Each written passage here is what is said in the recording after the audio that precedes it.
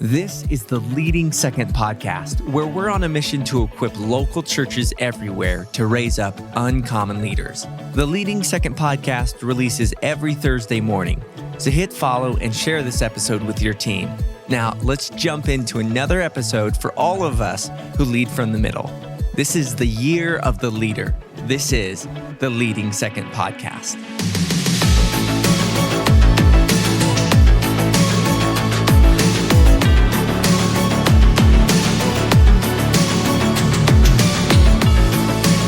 Hello and welcome to the Leading Second podcast. I'm so glad you're here. This is a space we've created for anyone who just wants to get it right for the kingdom, for your church, for your pastor. You want to grow, you want to get better at leading wherever God has placed you. My name is Clark, and I'm one of the team members here at Leading Second, and I'm glad you've joined us. So glad you're here. We've got a great episode in store for you. Well, for this season of the podcast, we are proud to partner with Tithely to bring awareness to a resource which begs this question: do you want to grow the generosity of your church? Then if you do, you have to make it convenient and easy to give. And Tithely offers free online giving tools that make it simple for your church members to tithe and make offerings. With Tithely, church members can give from their digital devices, and that includes mobile giving, text to give, and giving on a laptop or desktop computer. On average, churches who use Tithely increase their giving by 165% year over year. To learn more about how you can use Tithely to grow generosity at your church, go to tithely.com.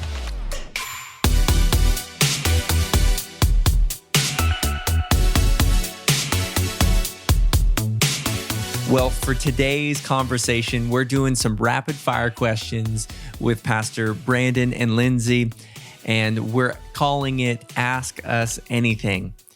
So we're going to jump into various topics that I think you'll really love, and we're joined by many of our favorite second chair leaders. So let's jump into the conversation today.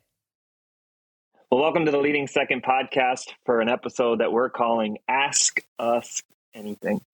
Our hope for today's conversation is that we would just have an organic conversation where we could bounce ideas back and forth and have some fun, having some conversation with some high impact leaders. My name is Dillon Ritchie. I'm the ministry director down at CoastLife Church in Venice, Florida. And with us today, we have Pastor Lindsay and Brandon Stewart, our fearless leaders of the Leading Second podcast, Leading Second ministry. Excited for you guys to be on the call today. How you guys doing? I don't like when the tables get flipped on this. It's much easier to ask the questions than answer them. Are you ready for this? Yeah, bring it on. Awesome. And then also with us today, we've got Pastor Matt and Jen Martin down at an incredible church, NorthRock Church in San Antonio. How you guys doing? Hey, y'all. The best. Good. Hey, Good. glad to be here. Excited for you guys to be on the call today. There is some wisdom down in NorthRock, and we're excited to pull it out today. And then we've got Pastor Jon Hatto from Hillsong in Canada. How you doing, Pastor Jon? Doing great. Yeah, really excited to be here. Awesome. Well, like we said, we're going to have a conversation today. We've got some questions that we've prepared, but we're just going to see. We're going to see where this time goes. So I'm going to open up. I'm going to start the conversation today. I want to ask Pastor Brandon and Pastor Lindsay right up front. Let's have a conversation about family.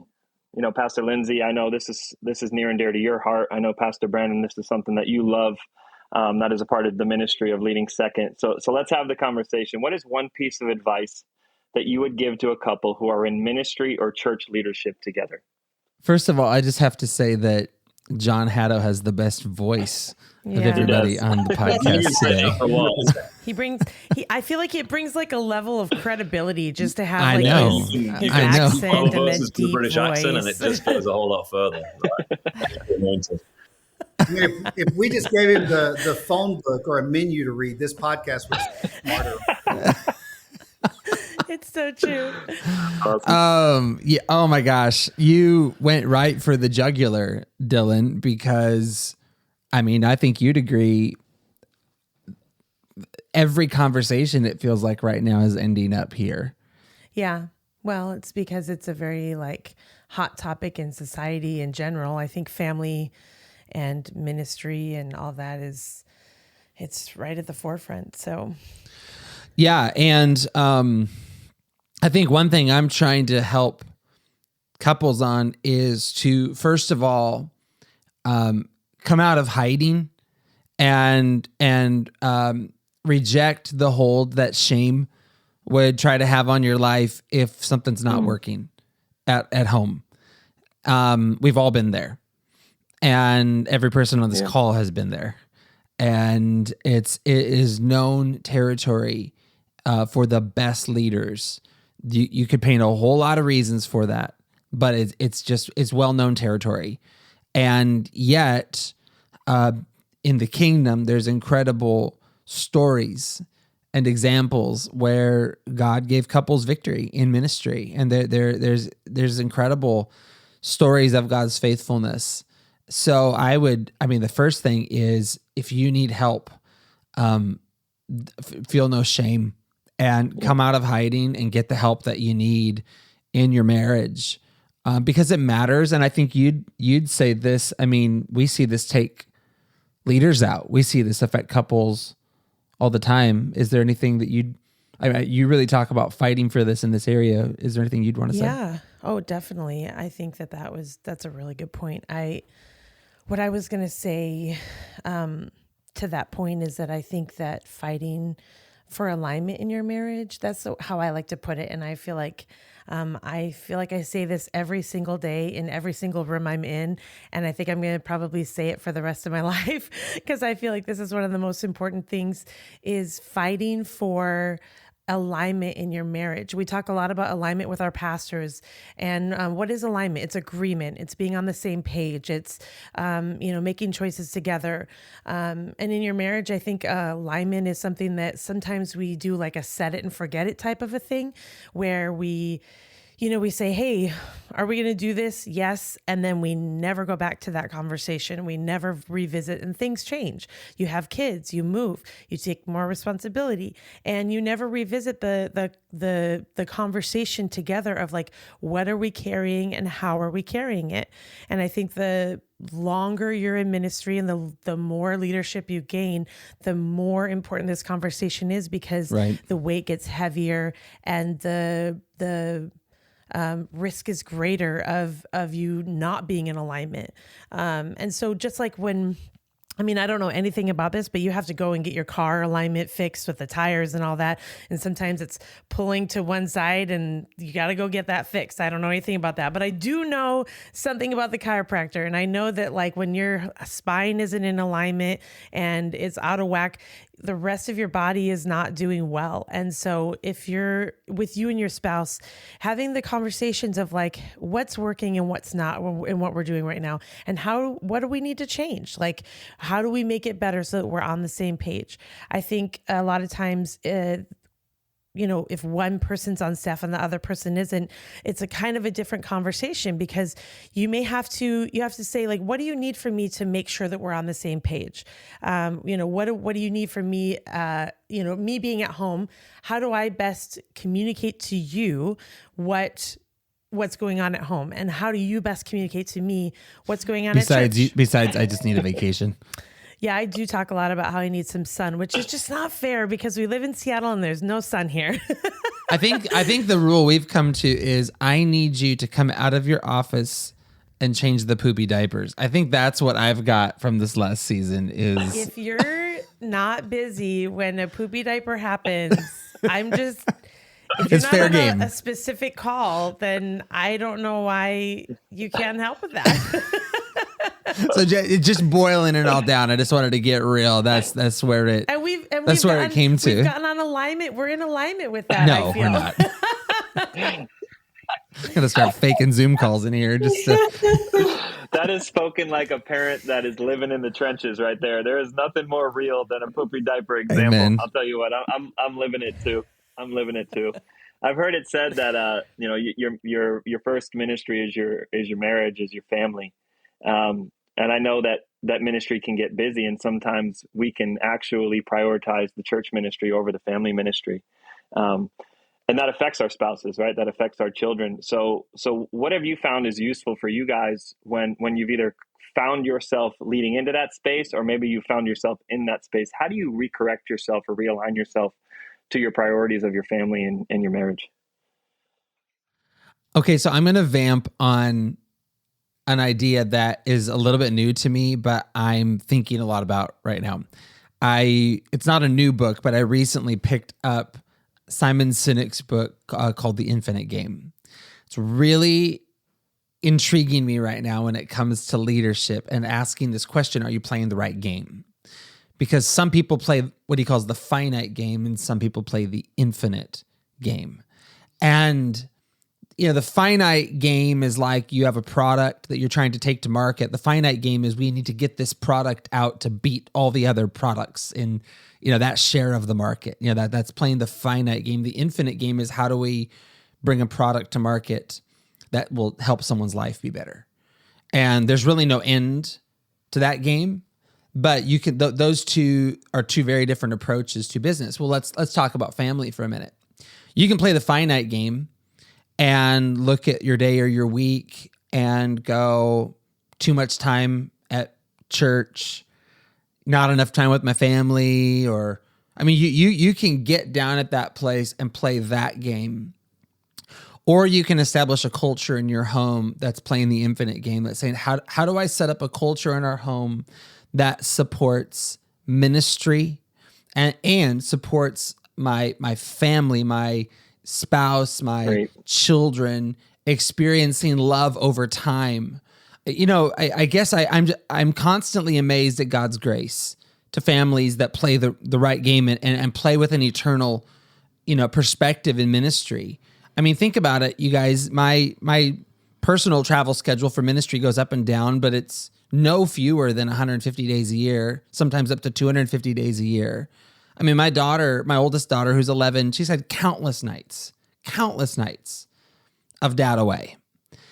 But she's 11, and she's about ready to leave children's ministry at our church. And she was talking to me. She's like, I don't want to leave. She's like, I want to be there. She's like, can I start serving? And I was like, absolutely, you can serve. I said, you got to go through Church Essentials, which is our, growth track, our membership class. And I was like, you got to go through Church Essentials. So guess who's been in Church Essentials the last 2 weeks while we've been traveling and gone? Yeah. And it's striking to me. She has every reason to add up. Ministry took my parents away, but like we're trying to play a different game with her. And I hope that's making sense today because it's super fresh in me, but like I really think you can win in this. I think you have to play an eternal game and set up a culture for the long haul rather than get so finite and microscopic on, we need to monitor things, but I think we need to realize that if we can elevate our kids out of the finite into the infinite and eternal, maybe in our vernacular, and help connect them to significance and purpose, Jesus is well able to make up the gaps for them. And he's well able to call them and draw them to himself more than we can.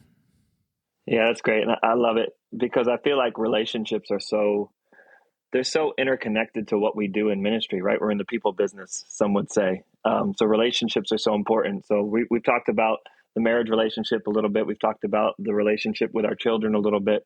I want to switch gears a little bit because Pastor Jen had a question where she's talking about the relationship between peers and what that can look like in the ministry space. So Pastor Jen, you want to lob your question out there for us?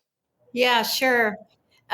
So this question came from a conversation that I was having with one of our staff members. And the question was, how do I lead my peers without feeling like I have to get my direct report or my senior pastors involved? Basically, how do I have a voice without having to play the mom and dad card, the mom and dad said card, or using someone's name above me? So I thought that this was a fabulous question, and I would love to hear your response. I'd love to hear your response. So you're probably the one I would call about this.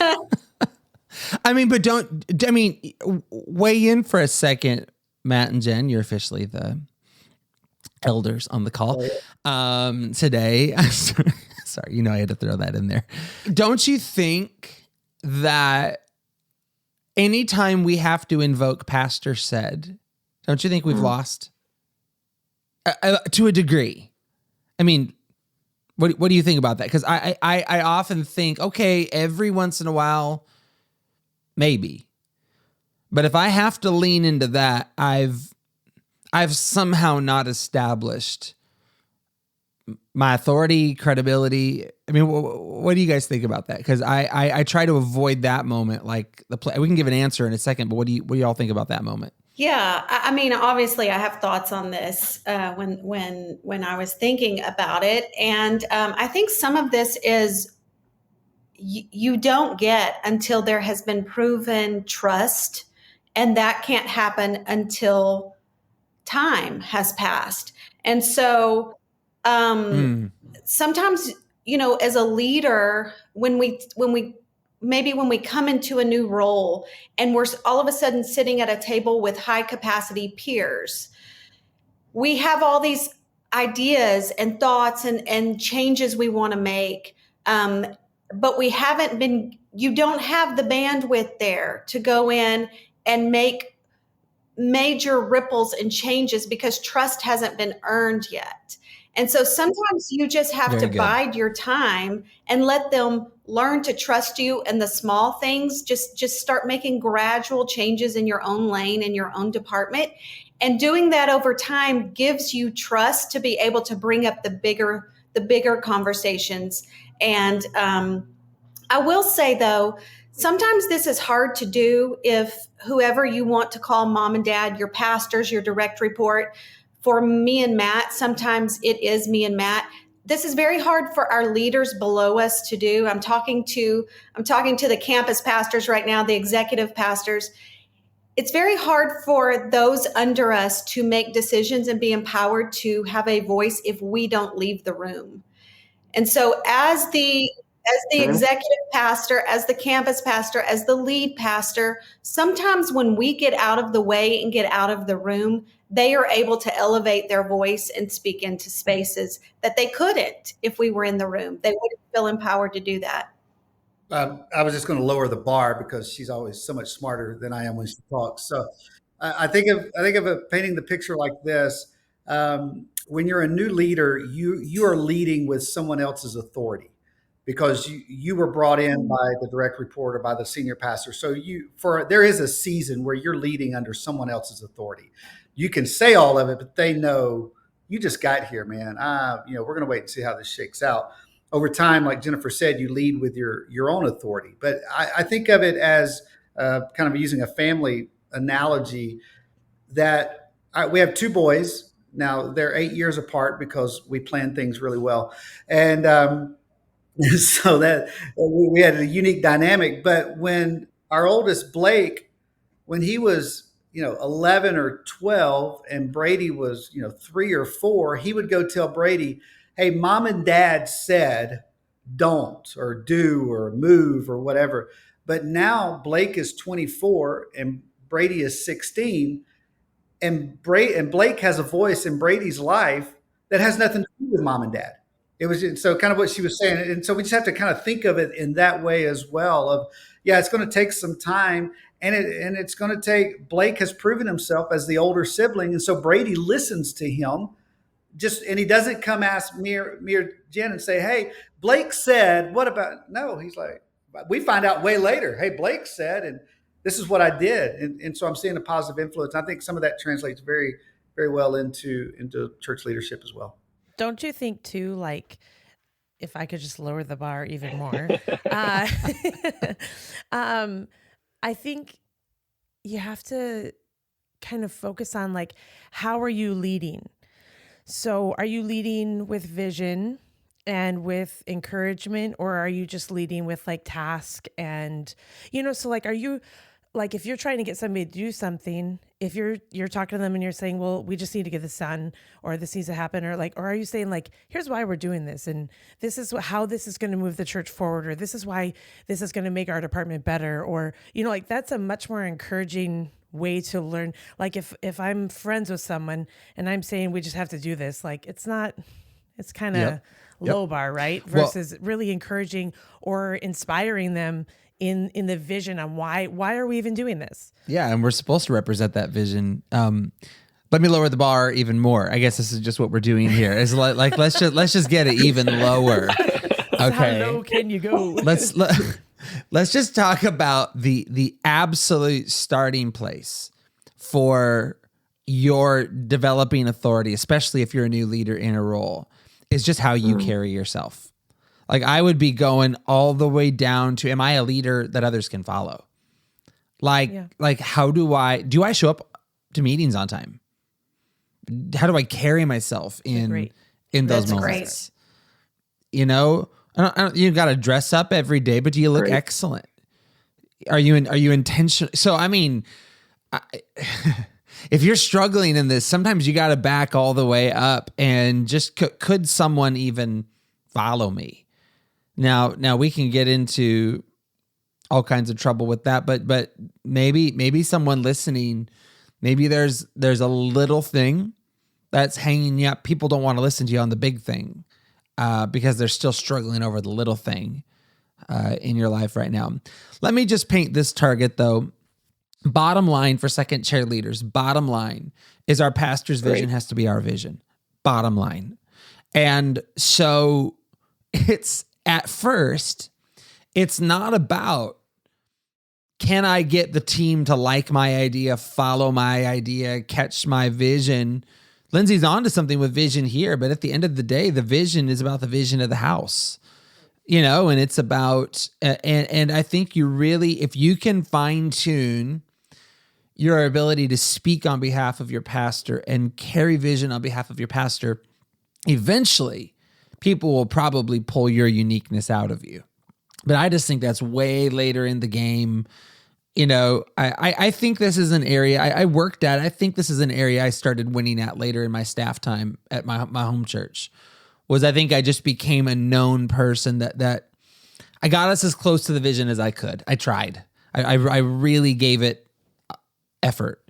And so that's the target in the second chair is my pastor's vision, my vision. It's not to get them to follow me. It's to get them to follow our pastor. And I'm going to facilitate that. Good. Really good, Pastor Brandon. And we're talking about, like you said, being a leader that others want to follow, right? If you're not somebody, I've heard it said that if you're leading and no one's following, you're just out for a walk, right? So it's about being a leader that others want to follow. And Pastor Matt, you had a great question that you wanted to talk through today. I want to spend some time on it around the idea of your non-negotiables personally. You lob that question out there for us? Yeah. So the question here would be, what are some things that are non-negotiable for you personally that help you to be a more effective leader professionally? Kind of the private side that makes the public side work. And what does that look like for you? I was just thinking today, I went out for a prayer walk this morning. The day we're recording this, Lindsay and I are both a little jet lagged, and I needed to kind of wake up and get the cobwebs out and such. I was thinking about character. I was thinking about how kind God is, you know, first of all, to deal with us privately with character issues. But there is a point to which character issues need to be dealt with, you know, because they will affect us publicly. And I don't believe, you know, God's first play is to out us on every little flaw. And there's so much grace for us as leaders. But at some point, those things, he'll call for those things. You know, or at some place like Moses. I was thinking of Moses today. Moses didn't enter the promised land, and there was a flaw that showed up, and it affected God's people. It affected people around him, and so I think what you're talking about is such a brilliant question. Maybe I'll kind of give a couple thoughts on maybe what we're working on right now, but I really think that it's important for leaders to consistently take time to answer this question. Like consistently pray the prayer, Holy Spirit, search my heart.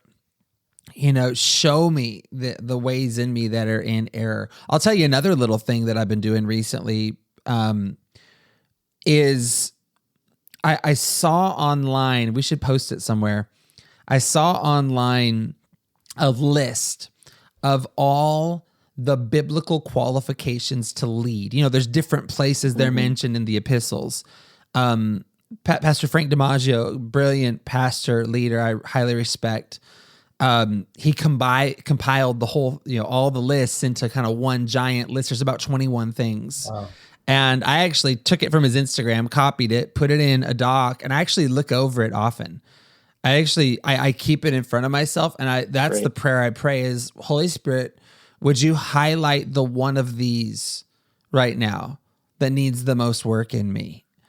Like and I feel like if we're going to lead, that's the standard we need to call ourselves to. And the funny thing is, one of them, of course, that you find in like 1 Timothy is living above reproach. Of course, that one's going to get a lot of airtime. But there's a lot to that list. One of the biblical qualifications is being hospitable. Like, are you hospitable to people in your home? Yeah. Like, what if it's not as major as maybe you're doing good in your marriage and in your private life, but your character, you're alone right now. You're leading like a lone ranger. You're and like a jerk to people, like you're a jerk that are parking your car or making your coffee or it's simple, but like, are you a jerk when you're at Target? Like, so my answer for you is maybe a little bit underneath the answer, because I think that what I'm saying is that Target's been changing for me, but that's the list I'm going back to. That's the place of evaluation that I'm trying to get to. I'll just be honest. Like when I'm traveling or getting ready for the day or whatever, I can get focused. I can get short. I can get like gruff or whatever. I can get snippy, like because I'm serving Christ today. I'm on mission. I'm busy doing this work. Yeah, leave me alone. I'm busy doing leave me alone. I'm trying to represent Christ here. Why is that TSA guy looking through my suitcase? I'm just trying to. Oh my gosh! I about let a TSA guy have it the other day. Stop that! Don't do that to me. I was like, it's just a pillow. Let him look at it. We can Stop. go. Who invited you? I think one of the things you're bringing up though is I think it's important and for leaders. And really for everyone at some point to write some things down to say, these are my non-negotiables. And it's a living document. Like you said, it's changed 100%. With age and stage of life. There are things that I have written down in some of the hardest or darkest seasons of my life as I was trying to come out of my own issues, really, that are still on that list. There are things that are not as relevant because I'm in this season where I'm healthy now. But there are things that were on that list that will be with me for the rest of my life because it's just a non-negotiable. I'm just not going to allow myself to get there. So I would encourage any leader listening today, kind of what Brandon was talking about, find a list, find your 10 things, your 21 things, your 4 things, and start it and make it a living document because it will save you. I agree with that. Yeah. And so, where the place of conviction that brought me to was, I don't do it all, of course, perfectly, as Lindsay's graciously pointing out, but I've really stopped and tried to ask a barista or, someone I'm interacting with, even if it's 5 seconds, 10 seconds, 30, a minute, how are you doing today? Or how's your day? And 99 times out of 100, they're going to say, I'm good. They're going to say whatever.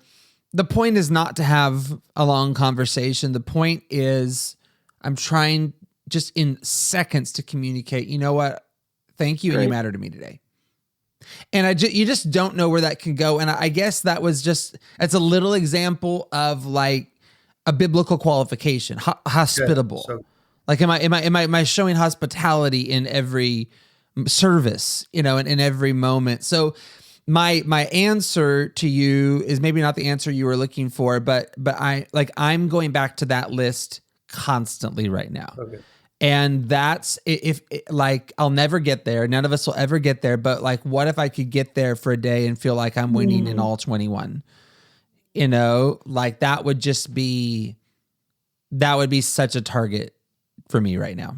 That's great. Our pastor always says, "My spirit, my responsibility." And the leaders that more often I'm willing to follow, I'm sure most of you are willing to follow, are the ones that take personal responsibility. They're not blaming other people. They're not complaining about the team. They're saying, my team, my responsibility, my spirit, my responsibility, and they're taking ownership. Ownership, I think, is just such a beautiful trait in a leader. The reality is that we can say my spirit, my responsibility, we can take ownership, but seasons get hard. And sometimes we take our finger off the pulse. Sometimes we're not as good at measuring where we're at personally than maybe we are in other seasons. And I love your question, Pastor Jon, that you put talking about rhythms or habits of renewal. So let's talk about that for a moment. Could you lob that question out there? Yeah. So I obviously, Brandon and Lindsay, you guys travel a lot. You've mentioned already, right? Like you're on the road 150 plus days a year.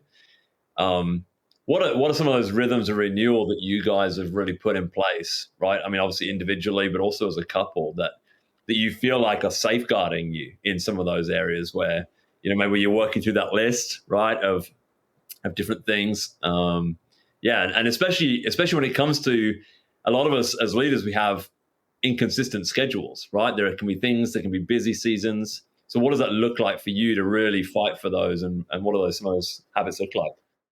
My favorite, one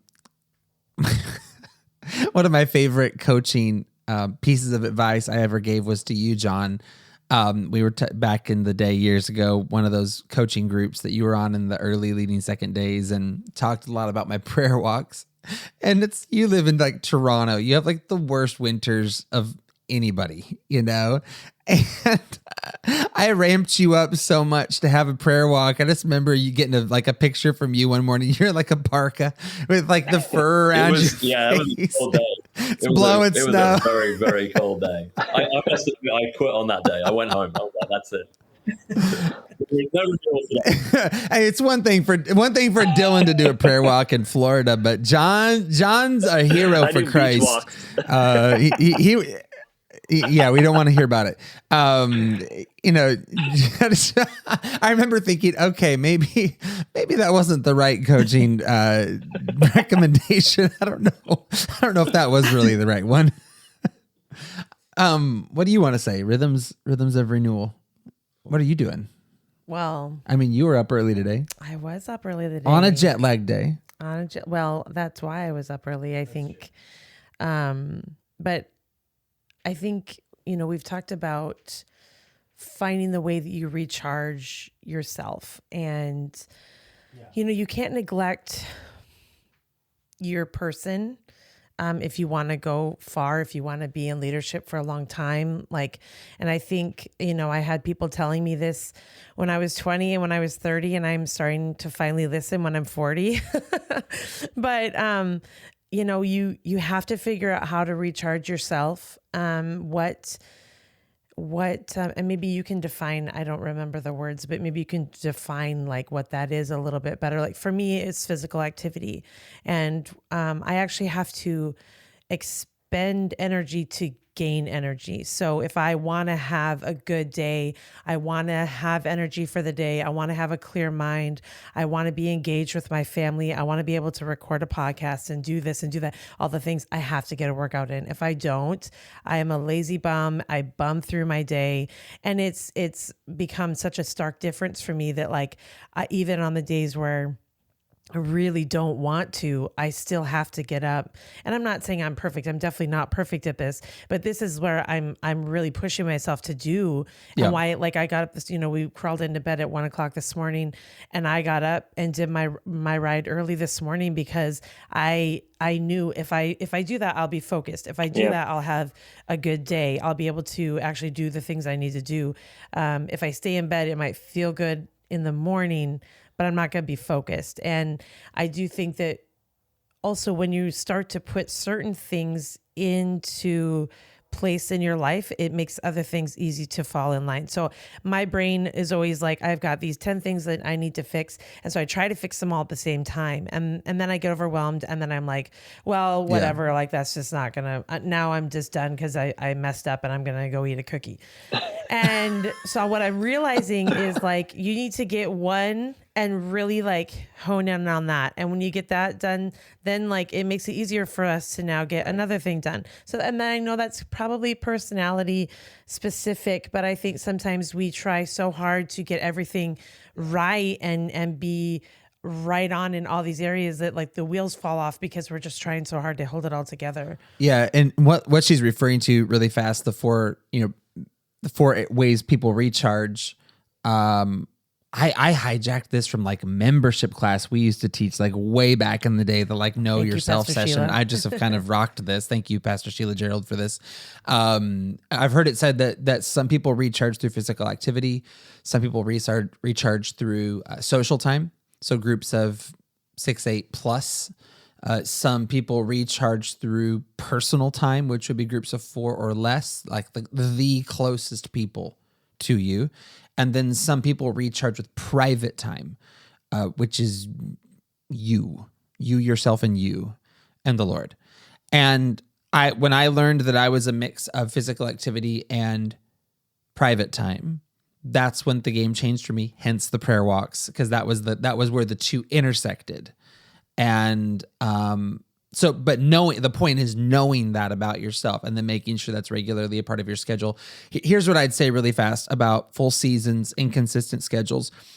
Here's the wisdom I've heard shared about schedule, all the way from like sleep training your kid, all the way up to managing a full schedule as an adult. The whole point of a schedule is, first of all, to have one, like have a target for the rhythms that you want to have in your life. Have it down. No, like this is how I win today. If I do all these things, that I will get to the end of the day and I can lay my head down on the pillow and say, I won today. Realize too, never, ever, not one day ever will you ever do it. The point isn't to be perfect. It's not to have it perfect. It's not to be perfect. No person with any amount of ambition, drive, workload is ever going to have a perfect day. So don't beat yourself up. You'll never achieve it. But the whole point is you know how to win, and you start every day as if I'm going to win. And I just think there's there's a contentment to that gets us out of this. My God, my life's like Lindsay's saying, start with a couple things and then build. And if it's making your bed, if it's washing your face, if it's 10 push-ups, if it's like what is the one thing you can wake up and do in the morning to start that pattern? But just realize once you set your dashboard, once you set your day, you're never going to hit it. But that wasn't the point. The point is that you know how to win and you give every day the intentionality that it deserves. So good. That's great, Pastor Brandon. We've talked a lot today. We've talked relationships. We've talked leadership. We've talked personal or self-care. Like we do on the podcast, Pastor Brandon, I just want to give you a moment. Any area of the conversation today, the overall conversation today, would you just take a moment? Would you minister to second chair leaders around the world? Let me just say one thing first before the words of wisdom in the end. We need to have a little conversation about sarcasm in our marriage. We're in alignment there, trust me. I think one thing to realize, especially when you're talking about rhythms and just being in ministry in general, your life is going to look a lot different than maybe your friends that aren't in ministry or in, full-time, like focused, giving it your all ministry. And sometimes that requires you to make different sacrifices than people are going to make. Sometimes the choices you make look different. Sometimes the way your family runs is going to be different. And I feel like, when we're talking about rhythms and, you're not going to be able to just like Google, like, what's a great family rhythm and follow what, or what your neighbor's doing, or what even your best friend is doing.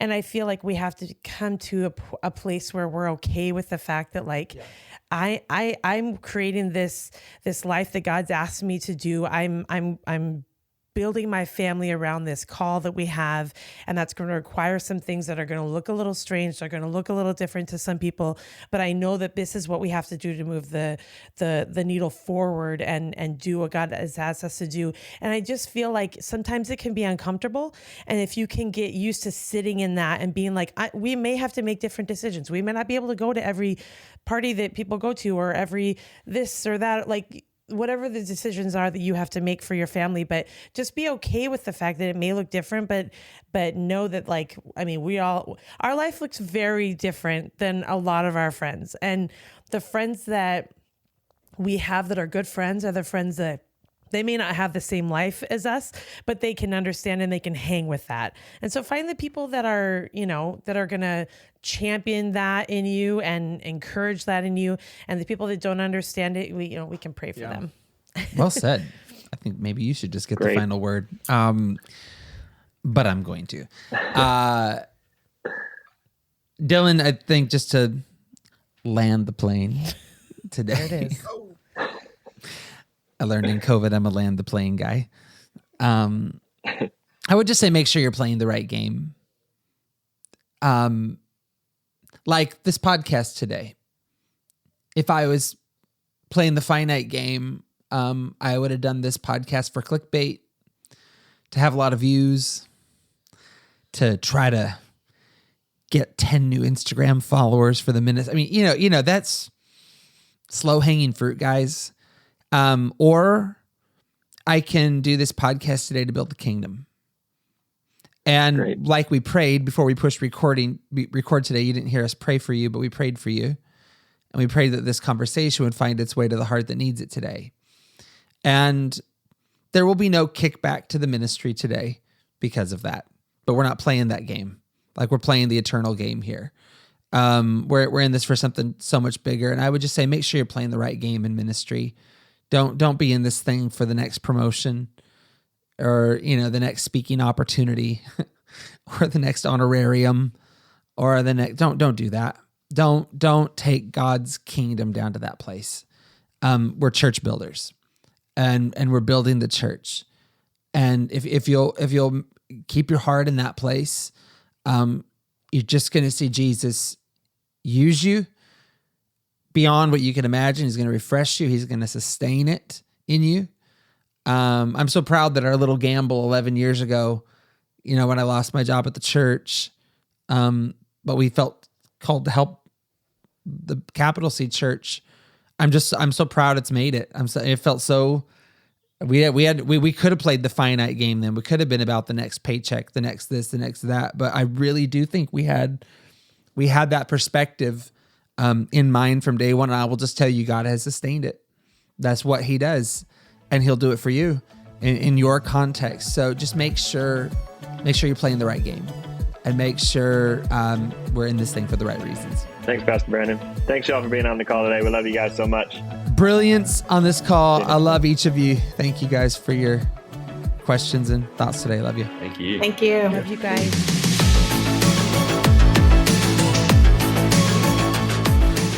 To find the episode guide, visit our website, leadingsecond.com/podcast. You can also follow us on Instagram @LeadingSecond and join us on the Leading Second Collective on Facebook.